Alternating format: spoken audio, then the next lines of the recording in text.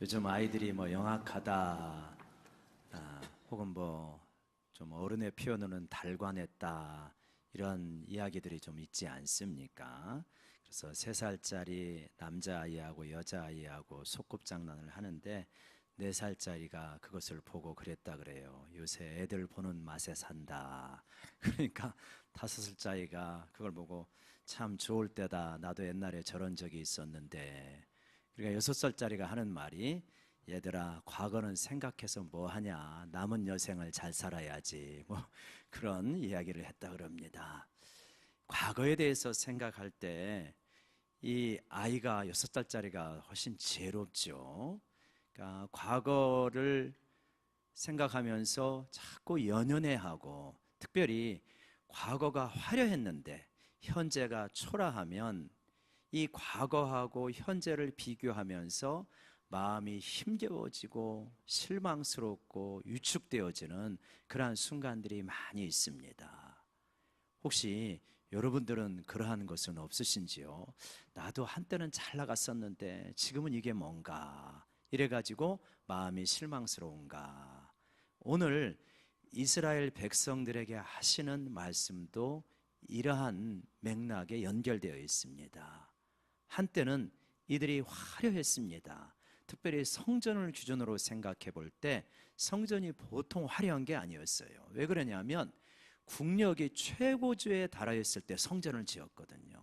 솔로몬이 무려 10만 명의 인원을 동원해 가지고 7년 동안 지은 성전입니다. 그러니 그 성전이 대단하죠.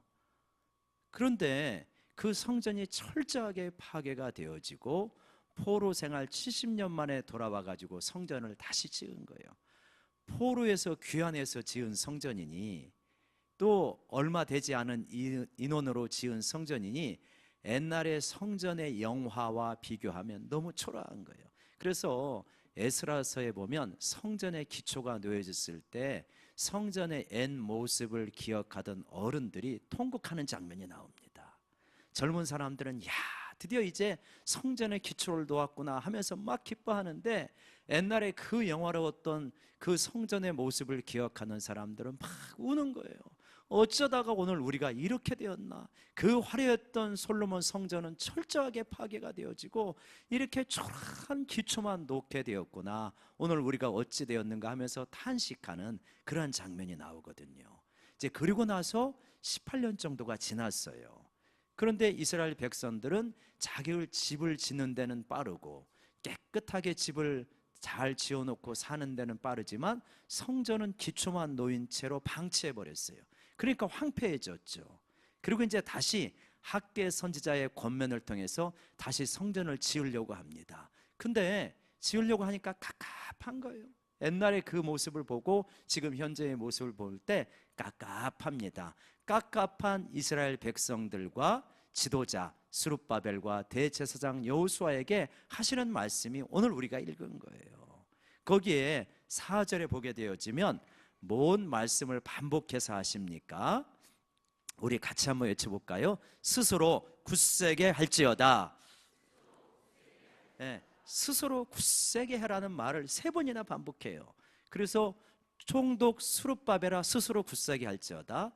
대제사장 여호수아야 스스로 굳세게 할지어다. 이 땅의 백성들아 스스로 굳세게 하여서 건축을 해라, 힘을 내라, 이렇게 말씀하고 있어요. 일을 하라고. 근데 그 굳세게 하는 거, 이 하나님의 격려입니다. 유대인들에게, 이스라엘 백성에게 하나님의 격려가 필요했어요. 마찬가지로 우리들도 하나님의 격려가 필요합니다. 하나님 말씀하세요. 스스로 굳세게 해라. 근데 격려의 근거가 뭐냐는 거예요. 예전에는 화려한 건축물이 있었어요. 법궤가 있었어요. 지금 그거 다 사라졌어요. 근데 무엇 때문에, 무슨 근거로 힘을 내라는 겁니까? 내가 너희와 함께한다. 지금 비록 법궤는 없고 성전은 사라지고 기초석밖에 없지만 그럼에도 불구하고 내가 너희와 함께하고 하나님의 영이 너희 가운데 있으니 너희는 스스로 굳세게 하라, 이렇게 말씀하십니다. 여러분, 우리들에게는 어떤 경향이 있냐면 환경의 영향을 잘 받는 경향이 있어요. 그래서 건물이 화려하고 사람들의 인정과 칭찬이 있고, 그리고 내 어떤 물질의 소유가 많아지고 그러면 힘내지 말라고 해도 힘이 납니다. 자신감 갖지 말라고 해도 그냥 자신감이 나오고 그냥 어깨가 팍팍하게 퍼지고 목이 굳어지고 그래요. 근데 이런 것들이 사라지면 그냥 쭉 처지고 힘이 빠지고 약해지고 그렇습니다. 이게 뭐냐면 우리가 환경이나 눈에 보는 것에 많이 의존되어 있고 종속되어 있다, 이렇게 말할 수 있어요. 근데 주님은 그렇게 말씀하시는 게 아니에요. 비록 건물이 없고 지금 너의 형편이 초라하고 환경 어느 구석을 보더라도 뭔가 잘 나가는 것이 없다 할지라도 너희들은 굳세게 하고 힘을 내라. 왜냐? 내가 너희와 함께 하기 때문이다, 이렇게 말씀하시는 거예요. 예수님도 그러셨어요. 예수님이 이 땅에 계실 때 제자들하고 같이 배를 타고 갑니다. 근데 예수님이 너무 사역에 지쳐가지고 피곤하니까 주무셨잖아요. 근데 그 밤에 폭풍우가 불면서 배가 파손하기 직전이에요. 그럴 때 제자들이 막 두려워하면서 예수님을 깨면서 주님 일어나십시오.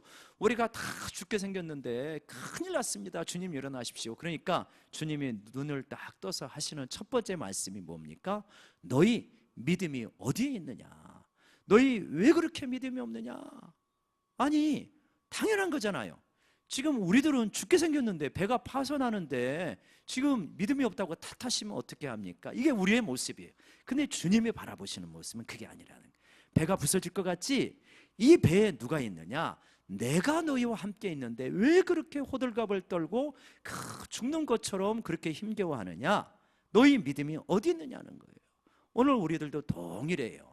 우리 인생의 배에 폭풍우가 치고 바람이 불어가지고 배가 깨어지는 것 같은 그러한 상황이어도 주님이 어디 계십니까? 내가 너희 곁에 있지 않느냐? 너의 안에 있지 않느냐? 왜 그렇게 두려워하고 믿음이 없느냐? 너희는 나를 믿어라.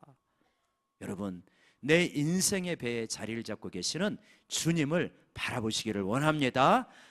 아무리 폭풍우가 불고 성전에 기초성만 있는 것 같이 초라해 보여도 나는 굳센 사람이 될 수 있는 거예요. 왜냐? 주님이 나와 함께 하시기 때문에. 그걸 말씀하시는 거예요. 너희는 굳세게 할지어라, 굳세게 할지어다. 환경 바라보고 힘내는 게 아니라 너희 가운데 있는 나를 바라보고 너희 가운데 머물고 있는 성령을 의지하고 힘을 내어라. 여러분, 그러한 주님을 바라보며 힘을 낼 수 있는 저희 모두가 되기를 원합니다. 그렇게 주님을 바라보면서 나아가는데 우리에게 꼭 필요한 것이 한 가지 있는 거예요. 그게 뭐냐면 거룩한 거예요. 거룩한 삶. 거룩한 삶을 살 때 주님이 함께 하신다는 것이 우리에게 실제가 되어지고 유로가 되어집니다. 그래서 이제 그 이후에 이 하나님의 말씀이 또 학개에게 임해요. 그래갖고 학개야, 너 제사장들에게 가가지고 질문을 해라 해서 질문 두 가지를 가지고 갑니다. 그 질문이 뭡니까? 우리 학개서 2장 12절 13절 가보십시다. 학개서 2장 12절 13절에 가보면 이렇게 질문하라는 거예요. 사람이 옷자락에 거룩한 고기를 쌓았다. 거룩한 고기를 옷자락에 쌓았어요. 그리고 그 옷자락이 국물에 닿고 다른 떡에 닿으면 그 떡이나 국물이 거룩해지겠느냐라고 질문하라는 거예요. 그러니까 율법을 잘 알고 있는 제사장들이 여러분 뭐라고 대답합니까? 여러분 가지고 있는 상식으로 어떻게 했습니까? 아니라는 거예요. 거룩은 그렇게 전염되는 게 아니다. 거룩한 고기를 쌓았다고 그것이 닿아서 거룩해지냐? 안 그렇다는 거예요. 두 번째 질문을 해라. 뭐라는 거예요? 이 시체에 몸이 닿아가지고 부정해졌어요. 그러면 그 부정해진 자가 어떤 다른 물건에 손이 닿거나 몸이 닿으면 부정해지느냐? 그러면 어떻게 됩니까? 부정해진다는 거예요. 제사장들이 잘 대답을 합니다. 여기서 중요한 한 가지 영적 교훈이 있어요. 그거는 뭐냐면 거룩은 전염되지 않지만 부정은 전염된다. 우리 한번 같이 외쳐봅시다. 거룩은 전염되지 않지만 부정은 전염된다. 부정은 쉽게 전염이 되어지는 거예요. 그러니까 거룩은 전염되지 않아요. 근데 부정은 쉽게 전염되어져요. 예를 들어서 이런 거죠. 여러분이 건강합니다. 근데 우리가 아는 성도님이 구역원이 혹은 선교회원이 병원에 심한 독감으로 입원해 있어요. 그러면 찾아갑니다. 찾아갔는데 혹시 그런 팻말 보셨습니까? 주의, 건강은 전염됩니다. 반드시 마스크를 착용해 주세요. 그런 거 있습니까? 안 그렇잖아요. 건강한 거는 전염이 안 돼요. 근데 상대방의 이 건강하지 못한 것은, 바이러스 같은 거는 쉽게 전염이 되는 거예요. 그게 우리들이 살아가고 있는 삶의 모습이다. 그 영적인 교훈이 뭐냐면 그런 거죠. 참 우리들이 좋은 것은 쌓기가 힘들어요. 근데 나쁜 것으로 허물고 이게 퍼지는 것은 쉬워요. 그래서 우리가 자녀들을 집에서 고이고이 잘 키우지 않습니까? 묵상도 시키고 성경도 외우게 하고 그래가지고 학교 보냈는데, 학교 가가지고 그냥 1주 2주만 지내면 어디서 그렇게 욕을 쉽게 배워오는지 그 쉽게 배워옵니다. 7년 동안 잘 키운 게 한 달 만에 그 언어 습관이 망가질 수 있어요. 그러니까 우리들도 그래요. 우리가 2019년도를 살아가면서 특별히 어떤 부분에 힘쓰면 좋을까? 거룩한 대화에 힘쓰면 좋겠다. 부정한 대화가 아니라 자꾸만 우리가 만나서 대화할 때도 거룩한 대화를 해야 돼요. 거룩한 대화를 해야 겨우 이 거룩함이 지켜질까 말까예요. 부정한 대화, 그러니까 사람들 이야기 그거 많이 할 필요 없어요. 사람들은 다 연약한 부분이 있어요. 누구나 할 것 없이 연약한 부분이 있어요. 그 연약한 부분을 계속해서 이야기하면 그 부정함이 쉽게 전염이 되어지는 거예요. 그래, 하나님이 나를 어떻게 이끌어 가시고 하나님이 얼마나 좋으신 부분인가, 이런 부분을 중심으로 자꾸 이야기를 해야 거룩함이 지켜지고 조금 확장되어지고 깊어지는 것이지, 이게 문제라더라, 저게 저랬다더라, 그 사람이 이랬다더라, 이거 백날 이야기해도 은혜가 안 됩니다. 여러분, 우리가 거룩은 전염되지 않지만 부정은 쉽게 전염된다는 이 교훈 속에서 올 한 해 거룩한 대화에 힘쓸 수 있는 저희 모두가 되기를 다짐하십시다. 우리 옆 사람 바라보면서 한번 격려할까요? 다짐할까요? 올해에는 거룩한 대화를 하겠습니다. 시작. 올해에는 거룩한 대화를 하겠습니다. 얼마나 좋아요. 거룩한 대화, 주님이 주신 은혜를 중심으로 대화를 하는 거예요. 이게 우리에게 주는 이제 하나의 어떤 적용이라고 볼 수 있는데, 실제로 이 말씀이 말하고 있는 것은 무엇입니까? 이스라엘 백성들이 부정하다는 거예요. 시체를 만지진 않았지만 부정하다. 그런데 그 부정한 몸과 마음을 가지고 제사를 드리는 거예요. 그러면 그 제사가 하나님 앞에 받아들여지는 제사가 되겠느냐? 어떻습니까? 아니라는 거예요. 너희가 부정한 중심을 가지고 제사를 드리는데, 그 제사 여러 번 드린다고 해서, 큰 제물로 드린다고 해서 내가 기뻐 받는 게 아니다. 지금 이 말씀을 하시는 거예요.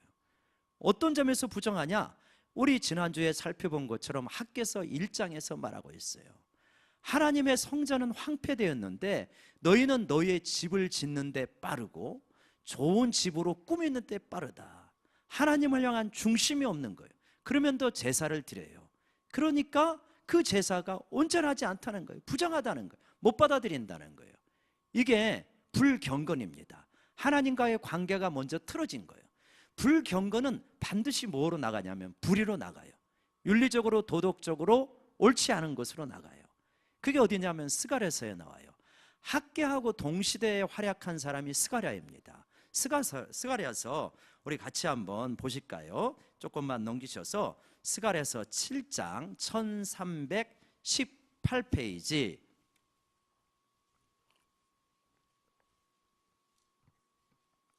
스가랴서 8장에 보면, 7장 8절부터 보면 1318페이지입니다. 여호와의 말씀이 스가랴에게 임합니다. 뭐라고 그러냐면 9절에 만군의 여호와가 이같이 말하여 이르시기를 너희는 진실한 재판을 행하며 서로 인애와 긍휼을 베풀며 10절 과부와 고아와 나그네와 궁핍한 자를 압제하지 말고 서로 해하려고 마음에 도모하지 말라 하였으나, 하나님이 유대 백성들에게 원하는 게 엄청난 게 아니에요. 너의 생애를 불살라서 나를 위하여서 살아라, 그런 게 아니에요.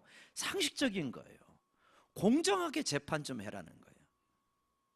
유전 무죄, 무전 유죄 만들지 말고, 아는 사람이라고 봐주지 말고 공정하게 재판을 해라. 그리고요, 서로 인애와 긍휼을 베풀라는 거예요. 또 뭐라 그럽니까? 과부, 고아, 나그네 이렇게 사회적인 약자들을 압제하지 말아라. 그리고 너희 이익을 위하여서 다른 사람을 해치지 말아라. 양심적이고 상식적인 거예요.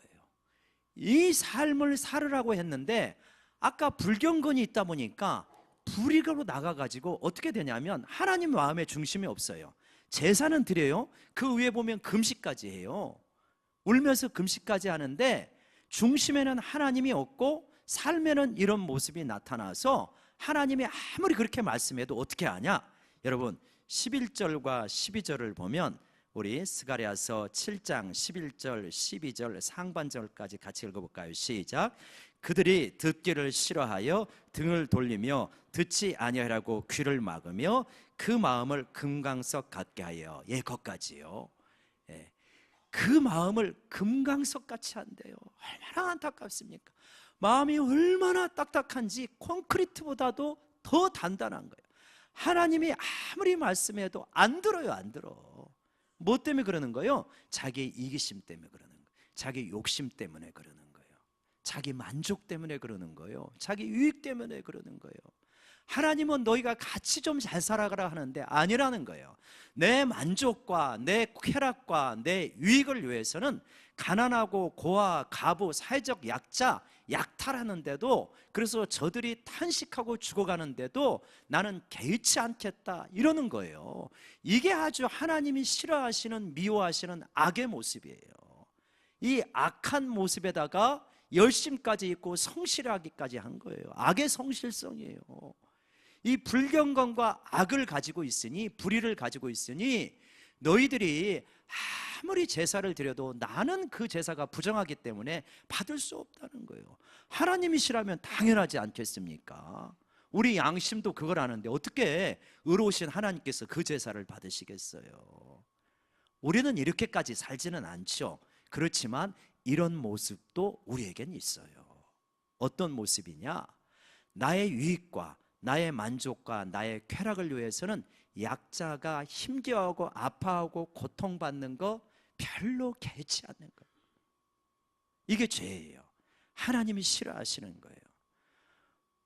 부모가 자기 기분에 겨워가지고 자기 만족에 겨워가지고 자식들에게 함부로 대할 수 있는 거예요. 남편이 자기 성질에 겨워가지고 아내를 함부로 대할 수 있는 거예요. 상관이 자기 분에 겨워가지고 부하 직원에게 함부로 대할 수 있는 거예요. 이런 게 우리들의 모습일 수 있는 거예요. 잠깐 실수로가 아니라 그것이 그냥 습관해지고 삶의 패턴이 되어버리면, 그러면 하나님께서 너희가 아무리 예배를 드려도 나는 그 예배를 못 받는다, 안 받는다, 너희는 성전에 뜰만 받고 흉내만 낼 뿐이다 이러는 거예요. 여러분, 혹시라도 우리의 삶 속에 그런 부분이 있습니까? 일부분 있을 겁니다. 이게 하나도 없는 사람이 누가 있겠습니까? 그렇다면 우리 예배가 온전하게 드려지기 위해서라도 우리 삶 속에서 이러한 모습이 나타날 때마다 하나님 앞에 진실하게 회개할 수 있는 저희 모두가 되기를 원합니다. 그게 하나님이 원하시는 거예요. 그러할 때 그 제사가 드려지고 받아질 수 있다는 거예요. 그러면 그렇게 돌이키게 되어질 때 우리 다시 학개서로 가보시면요, 그렇게 되어지면 어떻게 되어지냐면 이제 19절에 보면, 학개서 2장 19절에 보면 그렇게 말씀하십니다. 여러분 학개서 2장 19절 같이 읽어볼까요? 시작. 곡식 종자가 아직도 창고에 있느냐? 포도나무, 무화과나무, 석류나무, 감람나무에 열매가 맺지 못하였느니라.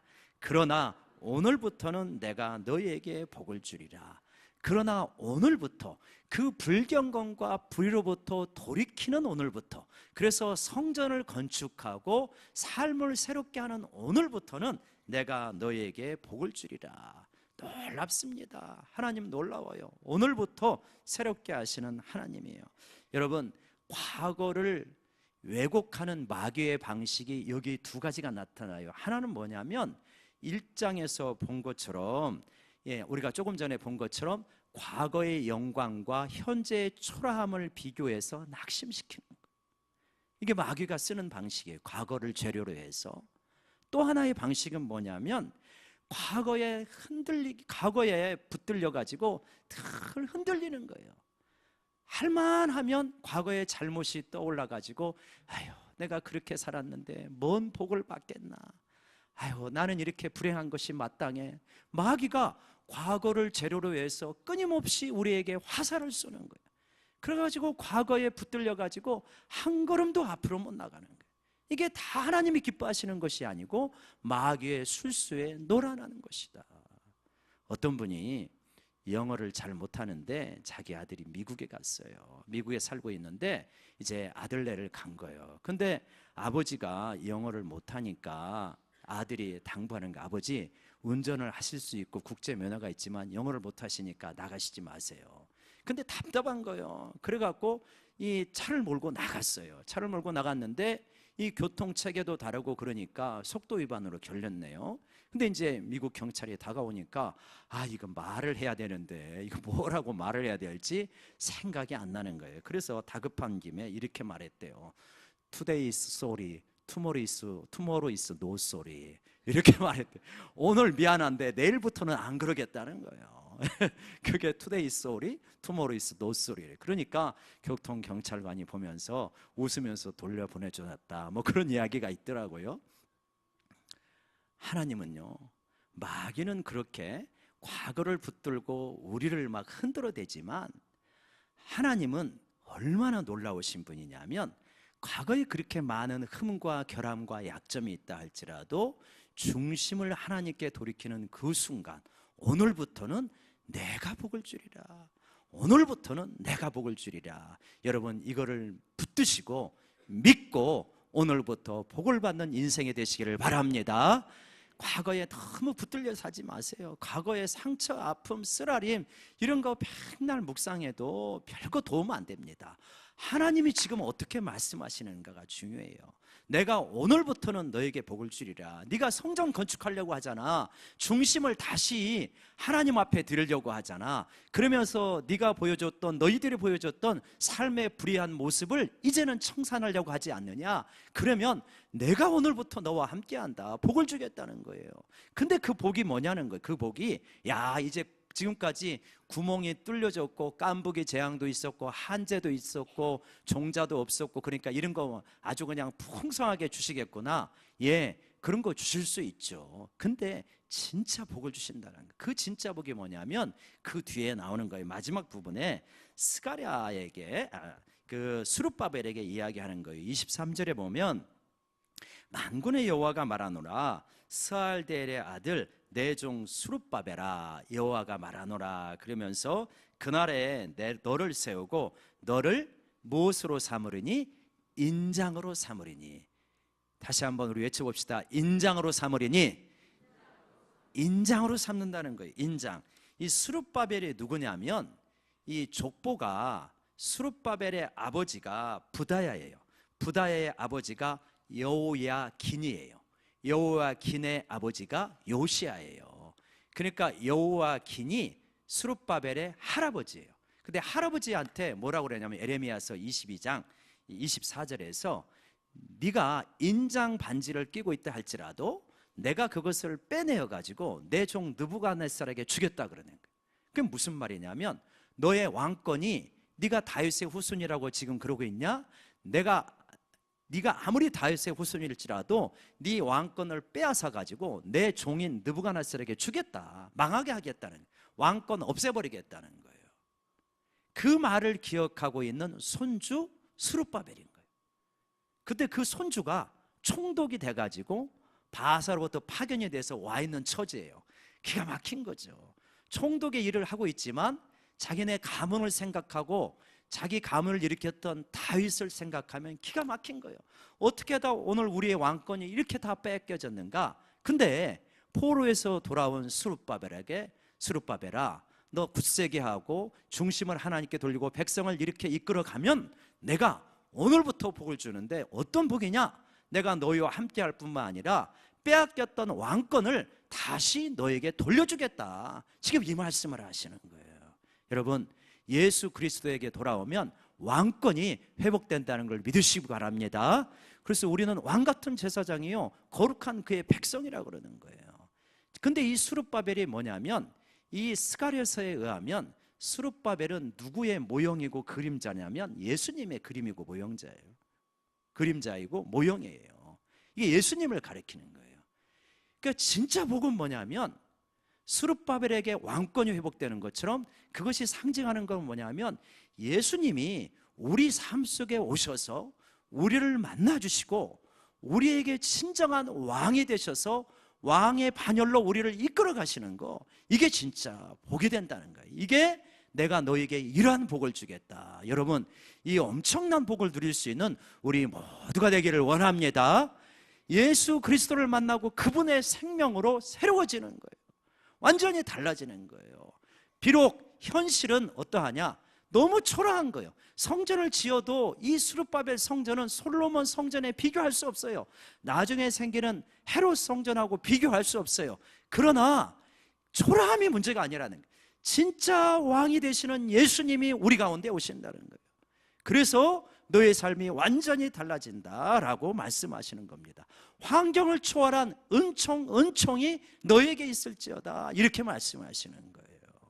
여러분, 이것이 진정 오늘부터 우리에게 임하는 이 복, 주님이 나의 왕이 되시고 나를 만나주시고 나와 함께 하신다는 이 놀라운 은총을 내 삶 속에서 온전하게 누리시기를 원합니다. 어떻게 누릴 수 있나요?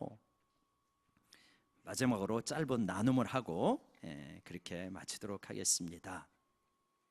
지난주에 이 두 번의 인상 깊은 그러한 설교가 있었어요. 그래서 지난주 이제 화요일 날 어느 교회에서 사경회를 이제 하루 인도해 달라고 해가지고 가가지고 말씀을 전했습니다.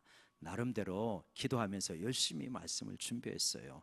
가가지고 전하는데 1시간 한 10분 이렇게 15분 정도 해달라고 해서 그 시간을 이렇게 하는데 한 30분 동안 반응이 좋았는데 뒤에 30분 정도 가니까 막 너무들 이렇게 힘들어 하시는 것 같아요. 그래가지고 왜 그럴까? 너무 말씀을 심오하게 준비했나? 이렇게 그러면서 이렇게 기도를 했어요. 기도를 하고 잘 해답을 못 찾았어요. 근데 이제 지난 금요일 날 또 이제 나름대로 열심히 기도하고 준비하면서 말씀을 준비했어요. 그래갖고 금요 기도회를 하는데 목 상태도 안 좋고 약간 감기 기운이 있어서 목 상태도 안 좋고 막 그러는데, 거기다가 이제 찬양을 보조하는 우리 두 분도 잘 안 나오고 그래갖고 이제 찬양도 뻑뻑거리고 막 그래가지고 우리 성도님들의 반응도 약한 것 같고 그러는 거예요. 그래갖고 이제 토요일 날 이렇게 금요일 날 밤부터 토요일까지 하나님 앞에 기도했어요. 하나님, 참 이렇게 제가 나름대로 열심히 기도하면서 준비했는데 왜 이렇게 반응이 약합니까? 제 때가 다 된 겁니까? 뭡니까? 이제 그러면서 하나님 앞에 이런저런 막 기도를 하고 있는데 기도 줄기가 잘 안 잡아요.